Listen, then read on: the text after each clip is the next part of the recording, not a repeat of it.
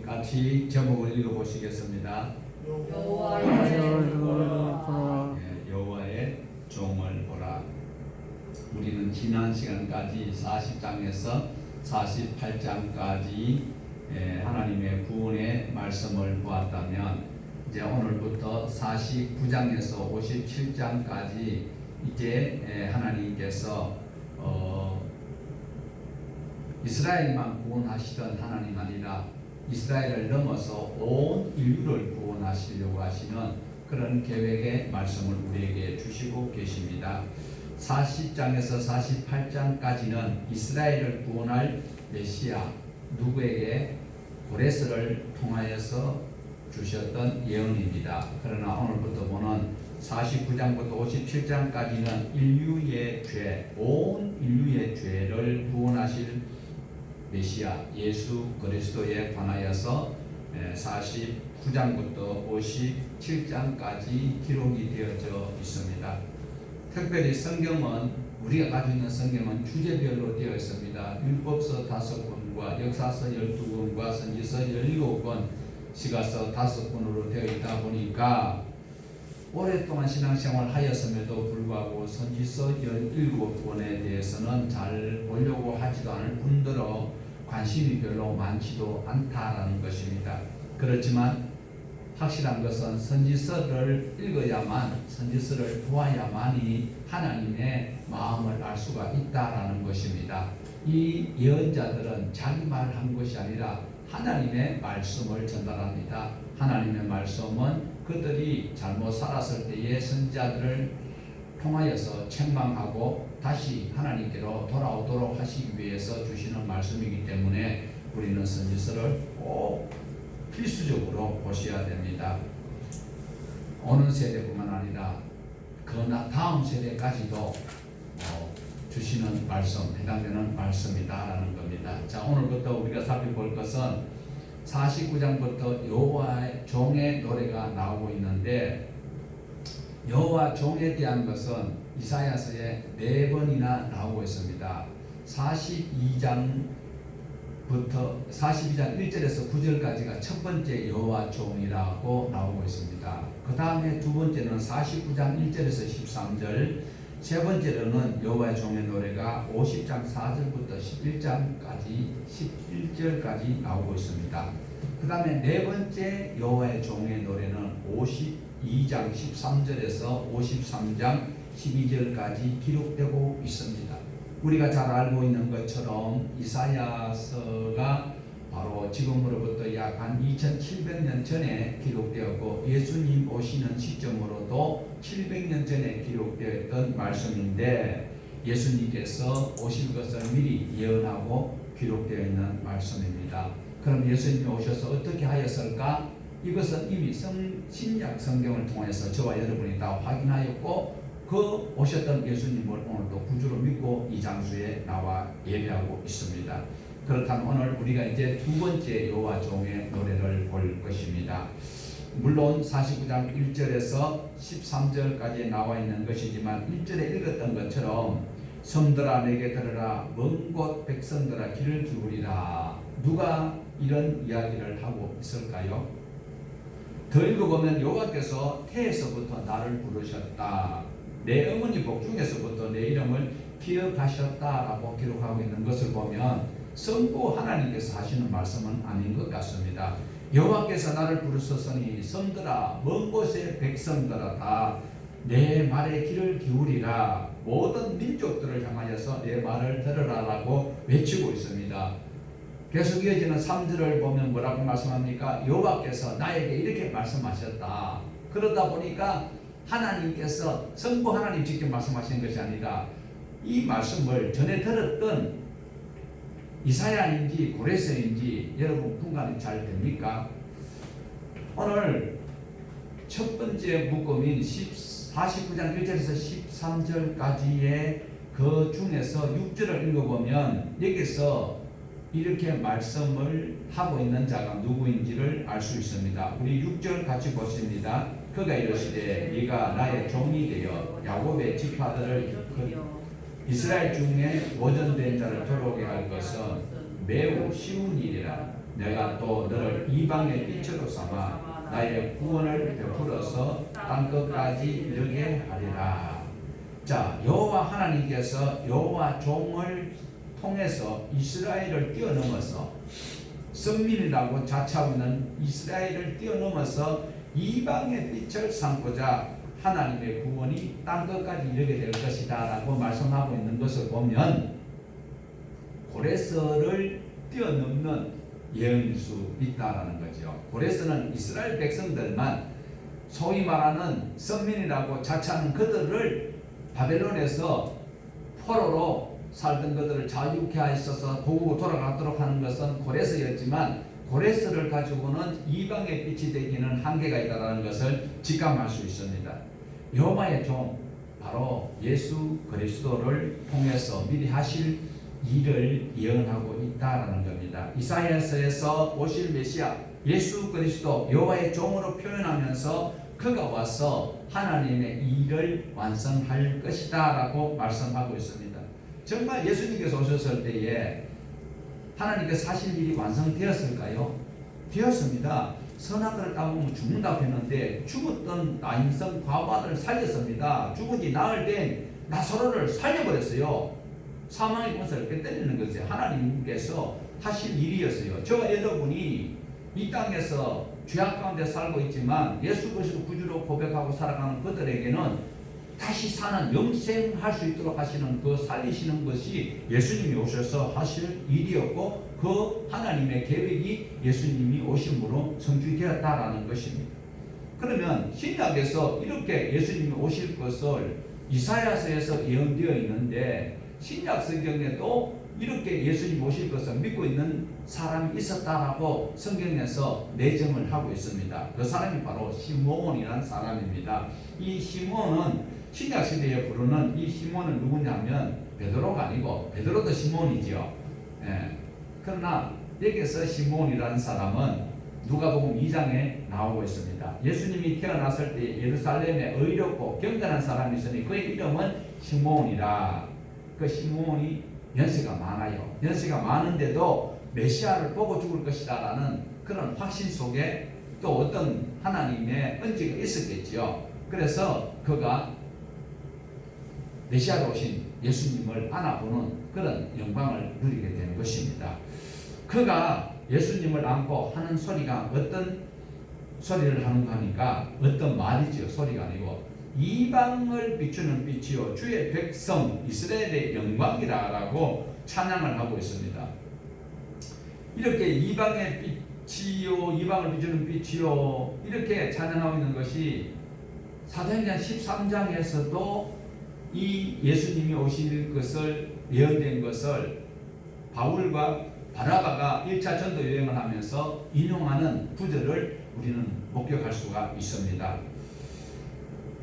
이스라엘 사람들은요, 유대인들은 바울과 바나바가 이방인들에게 복음 전하고 돌아다니는 것이 눈에 가시같이 보이는 거예요. 눈에 가시가 아니고 정말 자기네들 보기에는 굉장히 못마땅한 사람들이었다랍니다. 그때에 바울이 이사야서 49장 6절에 있는 말씀을 인용합니다. 내가 너를 이방의 빛으로 삼아 너로 땅끝까지 구원하게 하셨느니라. 이 말씀이 지금 바울과 바나바를 통하여서 이루어지고 있다라고 지금 증언을 하고 있습니다.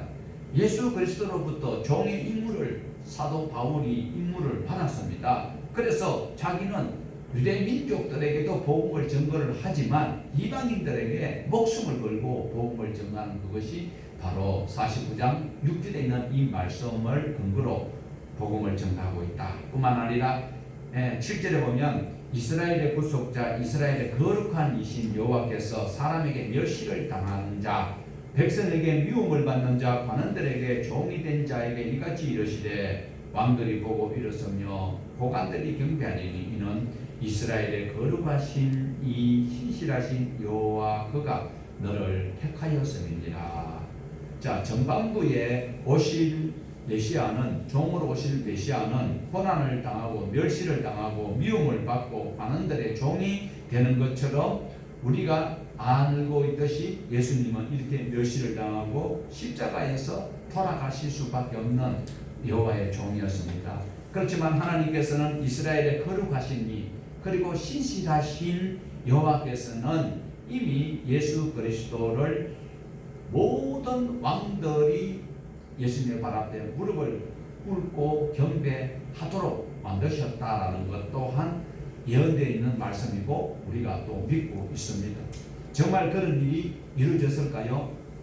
첫 번째 오신 고난의 종은 멸시를 당하고 업신여김을 당하고 두들겨 맞고 이렇게 살았는데 나중에는 모든 세상의 군왕들이 모든 백성들이 그 발 앞에 엎드려서 경배를 할 수밖에 없는 이것을 여러분 목격하셨습니까?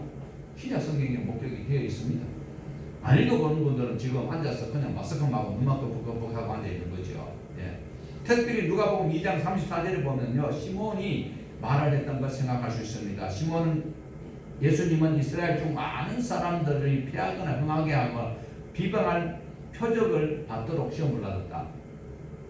많은 사람을 흥하기도 하고요, 많은 사람을 또 피하거나 어렵게 당하거나 그리고 비방을 받는 표적이 누가 된다? 예수님이 된다. 그럼 예수님께서 오셔서 많은 사람들이 흥하게 되었고요, 또 흥하던 사람이 어려움을 당하게 되었고요, 그러다가 결국은 예수님께서 두들겨 맞아요. 침을 뱉기도 뱉음을 당하기도 하고 이런 어려움을 당하는 그런 장면을 바로 시몬이 누가복음에서 예언을 하고 있어요. 그런데 실제로 그대로 되었습니다. 그러나 빌립보서 2장 6절을 보면 예수 그리스도는 근본 하나님의 본체라는 거예요. 성부 하나님과 동등하신데 자기를 비워서 종의 형체를 가져서 자기를 낮추시고 죽기까지 복종하시니 사람들의 멸시를 당하고 미움을 받고 관원들의 종이 되는 것 결국 죽음의 자리까지 가게 되었다. 우리 같이 한번 보시겠습니다. 6절에서 11절까지입니다. 그는 근본 하나님의 본체이시나 하나님과 동등됨을 취할 것으로 여기지 아니하시고 오히려 자기를 비워 종의 형체를 가지사 사람들과 같이 계셨고 사람의 모양으로 나타나사 자기를 낮추시고 죽기까지 복종하셨으니 곧 십자가에 죽으십니다. 그러므로 하나님이 그를 지극히 높여 모든 이름 위에 뛰어난 이름을 주사 하늘에 있는 자들과 땅에 있는 자들과 땅 아래에 있는 자들로 모든 무릎을 예수의 이름에 모든 이름으로 예수 그리스도를 주라 하시니까요. 하나님 아버지께 영광을 그렇게 하셨느니라. 자, 앞으로 오실 메시아를 기대하면서 노래하였는데, 자, 우리 본문 13절을 같이 보시겠습니다. 하늘이여 노래하라, 땅이여 기뻐하라, 산들이여 즐거이 노래하라. 여호와께서 그의 백성을 위로하셨은즉 그의 고난당한 자를 긍휼히 여기실 것입니다. 여기서 하나님의 위로가 단지 억울하거나 힘든 사람들만 말하는 것이 아니라 궁극적으로 죄에서 해방하시는 예수 그리스도의 진정한 사역을 내다보면서 하늘이여 노래하라, 땅이여 기뻐하라, 산들이여 신이 아니고 산들이여 하늘이여 노래하라, 땅이여 기뻐하라, 산들이여 즐거이 노래하라. 오늘 우리에게 근심이 많으면 근심이 뭐같이 많다고 그래요? 태산 같은 근심이라고 표현하기도 합니다. 그래서 산들이여 즐거워하라. 모든 인간의 문제, 근본적인 문제, 이 죄의 문제를 해결하실 수 있는 분은 고레스도 아니고 어떤 누구도 아닙니다. 오직 예수 그리스도시다라는 노래를 하고 있습니다. 오늘 저와 여러분이 일상생활에서 즐거움이 있다면 그 즐거움은 조금 있으면 또 시들어져 버려요. 그렇지만 낙심되고 두려운 일들이 우리 앞에 도래할 때에 그 모든 것을 해결할 수 있는 분은 누구다? 바로 예수 그리스도시다라는 것입니다. 인간은 아담으로부터 모든 유전적 죄를 다 상속으로 받았습니다. 이 상속으로 받은 것 해결할 방법은 예수 그리스도가 아니고는 해결할 수 없다라는 것입니다. 그래서 이 고질적인 문제를 직면해서 해결하는 방법은 예수님을 찾는 것밖에 없고 예수님을 믿는 것밖에 없다. 이 말씀을 바로 마음에 새기고 살아가는 자가 바로 이 성탄을 앞두고 있는 저와 여러분에게 고난의 종으로 서서 모든 것을 해결하시는 우리 구주를 찬양할 수 있다는 겁니다. 해결할 수 있는 분은 바로 예수 그리스도밖에 없다. 그래서 1절에서 13절까지 메시아, 여호와의 종으로 오실 예수 그리스도를 노래하고 14절부터 다시 그 시대에 뛰어넘어서 그들을 향하여서 바벨론의 포로 생활하는 그들에게 새로운 소망을 가지고 하나님의 놀라운 계획이 펼쳐질 것이다 라고 소개를 하고 있다는 겁니다. 여러분, 40장에서 66장까지는 회복의 말씀입니다. 분명히 우리가 이사야서가 66권까지 두껍지만 세 묶음으로 나눌 수 있다고 했습니다. 그래 마지막 묶음인 40장에서 66장까지는 전체가 소망의 말씀이고 회복의 말씀인데 40장부터 48장까지는 고레스를 통하여서 후속받고 있던 유다 땅 사람들, 이스라엘 사람들이 바벨론에서 해방될 것을 말씀하고 있습니다. 그리고 고국으로 돌아가서 성읍을 그리고 성전을 회복할 것을 말씀을 바로 40장에서 48장까지 했고, 이제 49장에서 57장까지는 이제 영생을 주시는 온 인류를 구원시키실 예수 그리스도가 오실 것을 바로 죄의 문제가 해결될 수 있도록 하실 그분이 오시는 것을 예언을 하고 있다라는 겁니다. 그리고 세 번째 묶음인 마지막 58장에서 66장까지는 바로 새 하늘과 새 땅, 여기에는 성령 하나님께서 하실 사역을 기록을 하고 있습니다. 이 소망의 말씀이 단지 2700년 전에 유대 민족들에게만, 이스라엘 민족에게만 주어진 것이 아니라 오늘 이 시대에 저와 여러분에게도 동일한 소망의 말씀이요, 우리가 믿는 그대로 하나님께서 언급해 주시는 대로 채워주시는 것을 누릴 수 있다는 겁니다. 이 땅에 사는 동안에 성령 하나님께서 우리 마음속에 늘 아버지의 뜻이 하늘에서 이루어진 것이 땅에서 이루어지도록 원하는 그것을 오늘 저와 여러분에게도 꼭 소망을 품고 그것을 기도하면서 그 삶의 현장 속으로 들어오도록 요구하고 있다는 겁니다. 지금 우리는 예수 그리스도가 오셔서 이미 모든 귀신을 쫓아내고 그리고 죽은 자를 살리고 질병을 치료하시는 이런 영생을 주시는 예수님을 우리는 알고 있습니다. 그렇지만 바벨론의 포로로 생활하고 있는 이들은 이런 메시아의 말씀을 그들이 깨달을 수 있었을까요? 불가능했다라는 겁니다. 전혀 깨닫지 못한 자들이 상당수에 있었고 소수의 사람은 믿는 분들도 간혹 있었다라는 겁니다. 자, 14절을 한번 볼까요? 14절.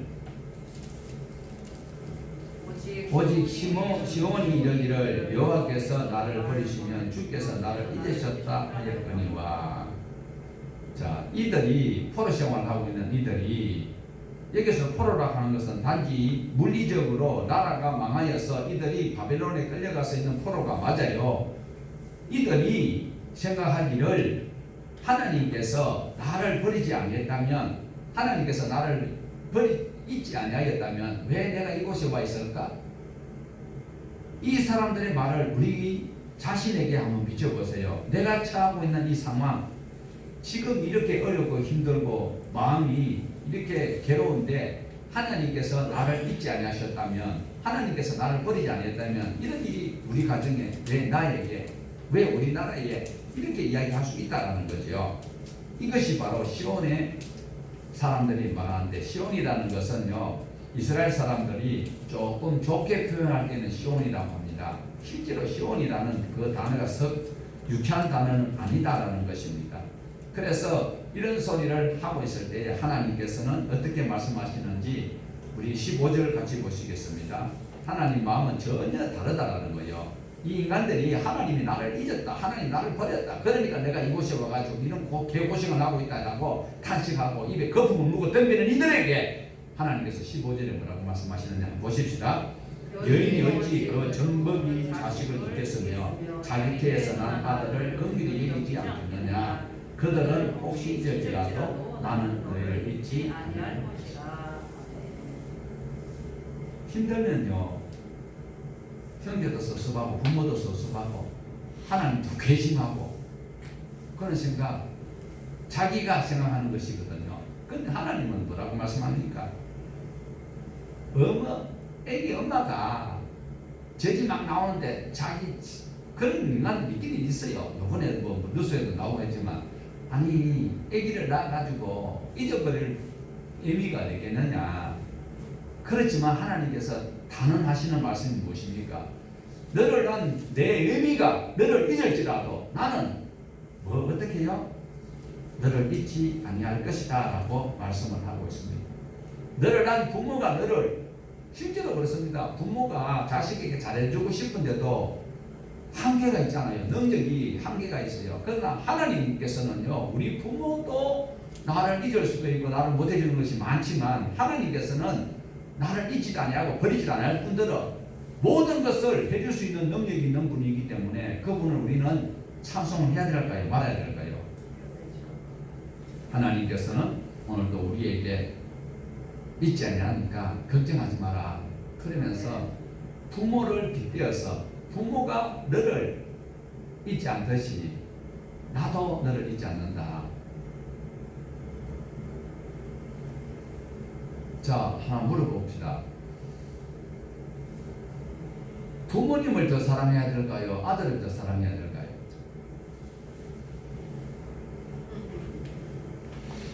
부모를 더 사랑해야 돼요? 아들을 더 사랑해야 돼요?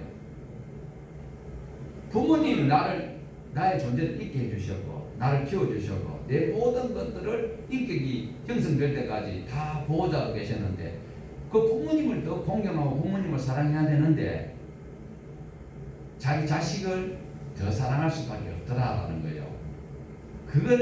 그 사랑이 부모님을 당연히 사랑해야 되는데도 자기가 낳은 자식을 더 애착심을 갖는 이것이 바로 그 사랑이 어디서 왔느냐.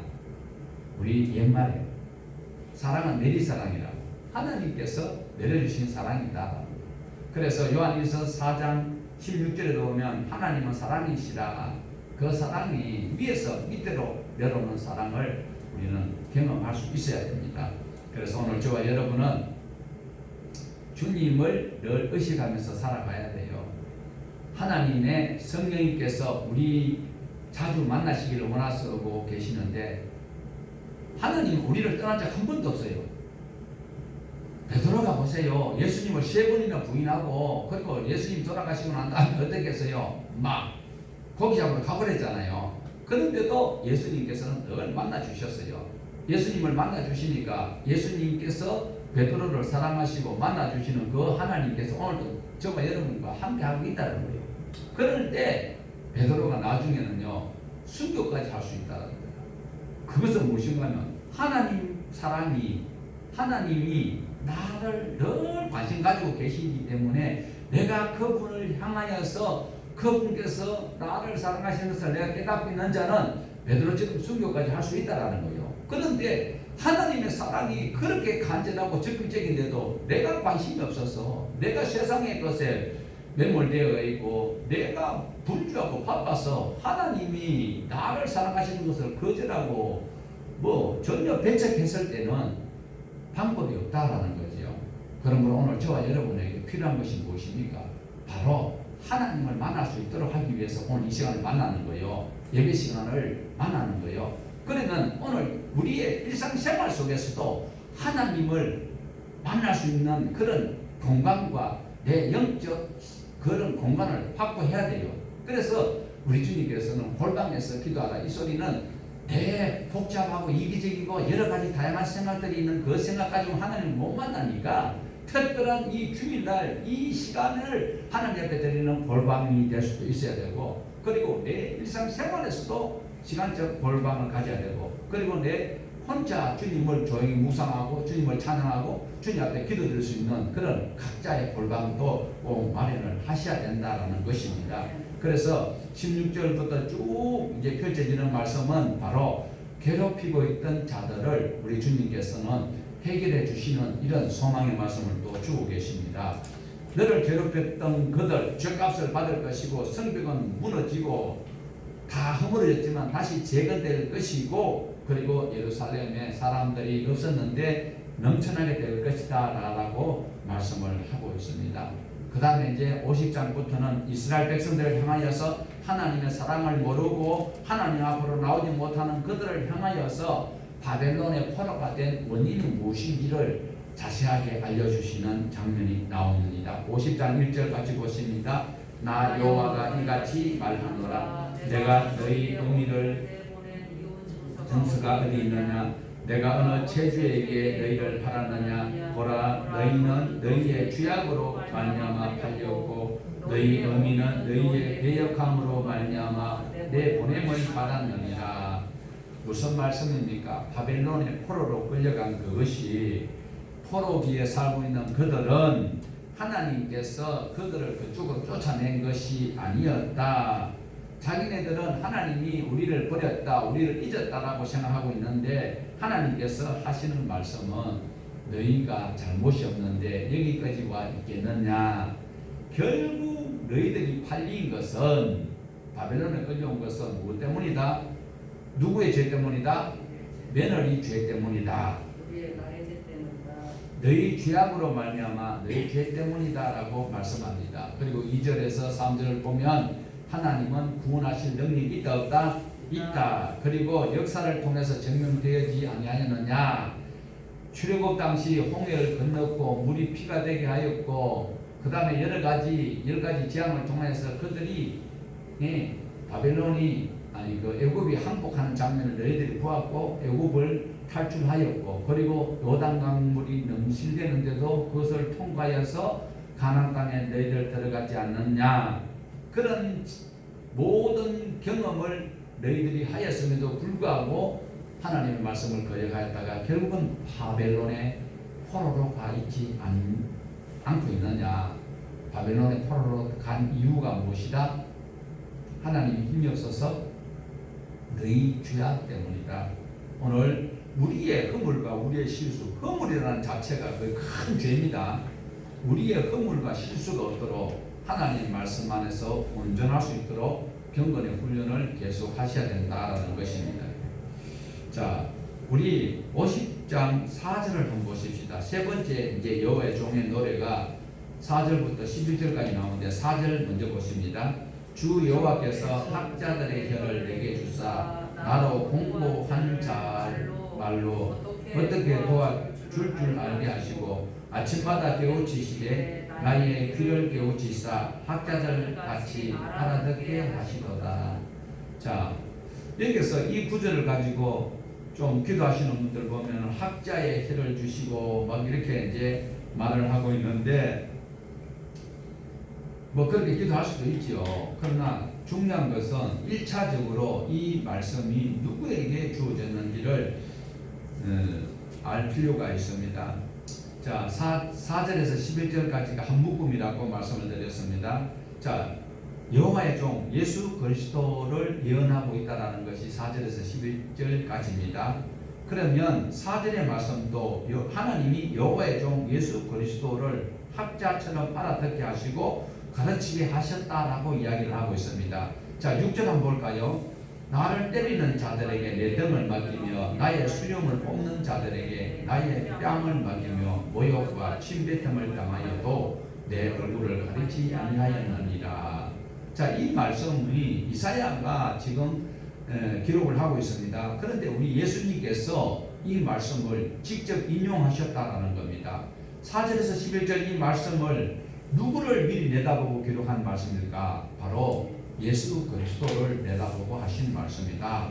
복음서에 보면 누가복음 18장에 보면 예수님께서 제자들에게 예루살렘으로 올라가자 하실 때 나온 내용이거든요. 예수님이 이 말씀을 인용하신다니까요. 예수님께서 제자들에게 예루살렘 올라가자, 내가 이제는 로마를 쳐부수고 너희들 편안하게 해줄게, 이 소리가 아니다라는 거예요. 자, 다시 화면을 한번 보십니다.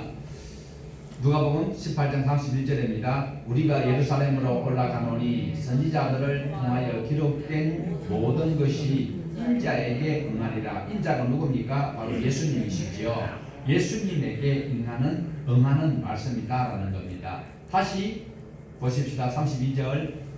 인자가 이방인들에게 넘겨져 희롱을 당하고 침뱉음을 당했어. 이 말씀이 바로 이사야 50장 6절에 있는 말씀을 예수님께서 인용하셨다라는 겁니다. 자, 이렇게 보면 예수님께서 두 부류에게 어려움을 당하고 있습니다. 마태복음 26장 67절에 보면 대제사장이 신문을 할 때에 대제사장과 함께 있던 무리들이 예수님께 침을 뱉고 주먹으로 치고 손바닥으로 때렸다고 기록하고 있습니다. 또 한 부류는 마태복음 27장 30절에 보면 빌라도 총독의 병사들이 예수님에게 침을 뱉고 머리를 때리는 그런 일이 있었다고 기록으로 남겨두고 있습니다. 이사야 50장 6절의 말씀이 예수님에게 그대로 응하였다, 이루어졌다. 그래서 이사야는 기록된 말씀 통하여서 고난당하는 예수님의 모습, 그것이 신약시대에 예수님께서 부활하신 이전까지의 그 장면을 그대로 묘사를 하고 있다는 것입니다. 자, 중요한 것은 오늘 저와 여러분이 하나님의 말씀 안에서 살아간다고 하면서 어려운 일이 있고 힘든 일이 있을 때에 무엇 때문에 이럴까? 각자 기도의 골방에서 하나님 만나는 골방에서 하나님과 잘 상담을 해 보셔야 된다라는 것입니다. 우리 예수님께서 오신 것은 저와 여러분의 죄를 없이 하고 그리고 편안하게 잘 먹고 잘 살아라는 것이 아니라 하나님의 말씀대로 살아서 우리의 자유로운 신앙 모습을, 하나님 주시는 복을 받은 모습을 통해서 다른 사람들도 하나님께로 돌아올 수 있도록 하는 삶을 살도록 우리를 위에 십자가에서 몸을 친히 내어주셨고, 그리고 죽으시고 부활하시고 성천하시고, 그리고 지금 이 시간 보좌 우편에서 기도하고 계시면서 성령님을 우리에게 보내주셔서 각자 심령에서 하나님 말씀이 생각날 수 있도록, 그리고 이 험악한 세상에서 그냥 살지 아니하고 믿음으로 살아갈 수 있도록 늘 공부하시는 이 소망의 말씀을 주고 계신다라는 것입니다. 베드로 사도가 이렇게 말씀을 전한 적이 있어요. 베드로 전서 3장 17절에 보면 구체적으로 말씀을 전가하고 있는데, 선을 행함으로 고난 받는 것이 누구의 뜻이다? 하나님의 뜻이다. 선을 행하다가 고난 당하는 것은 상급이 있어요. 자기가 잘못해서 감옥 가는 것은 그 헛거요. 그런데 의를 위하여서 핍박받는 자 복이 있다라고 우리 예수님께서도 말씀하신 적이 있습니다. 의를 위하여 박해받는 자는 복이 있나니 천국이 그들의 것이라고 말씀합니다. 나로 말미암아, 예수님을 말미암아 우리가 어려운 일을 당하면요, 코로나가 일하는데 교회 가지 마라. 그런데 교회 안에서 코로나를 생산해가지고 교하는 사람에게 코로나를 축발라다 주는 것도 아닌데 다리에서 올랐다가 여기 와가지고 다른 사람에게 전파하는 것인데, 그것을 분명히 우리가 안다면 손소독 잘하고 마스크 끼고, 그리고 사람을 선별해서 만났다가 하나님 앞에 예배하러 왔을 때 못 가게 하는 그런 핍박을 거절할 수 있는 그 사람은 바로 복 있는 사람이다라는 거예요. 오늘 또 저와 여러분은 자기가 당하는 고난은요, 외부로부터 오는 것이 아니고 내가 생각하고 자가당착에 빠져서 자기가 고민하고 자기가 판단하고 자기 고생이, 자기 허물 때문에 오는 핍박이 훨씬 더 많고 환난이 많다라는 거예요. 외부로부터 오는 것은 거의 별로 없어요. 자기가 잘못해서 내부로부터 자기가 불편하고 자기가 괴롭고 자기가 힘들어하고, 그런 걸 하나님 앞에 맡겨야죠. 십자가를 못 박아야죠. 이런 신앙을 우리에게 보셔야 된다라고 성경은 말씀을 하고 있습니다. 오늘도 성령님께서 우리에게 오시기 이전에 이미 성자 예수님께서 오셔서 모든 것들을 다 청산했으니까 성령님께서 깨달아 주시는 대로 순종하여서 이 복을 누리는 우리 모두가 되고, 이 성탄에 특별한 성탄, 경험하지 못하였던 코로나 시대에 이 성탄을 우리 신앙으로 남들에게 전가할 수 있는 특별한 계기가 되기를 주님의 이름으로 축복합니다.